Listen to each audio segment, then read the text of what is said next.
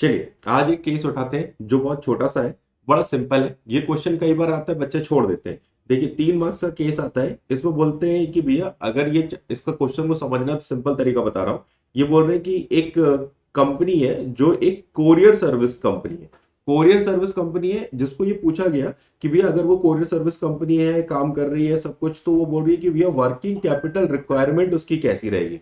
Working capital requirement high या लो।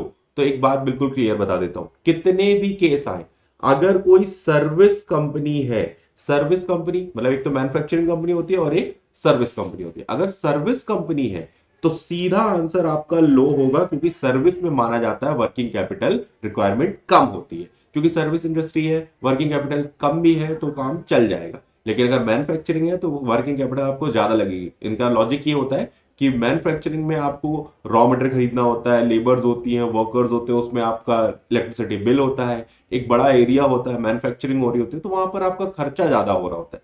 और working capital क्या है? डे टू डे होने वाले खर्चे। तो वो आपके कब ज्यादा लगेंगे या कम लगेंगे?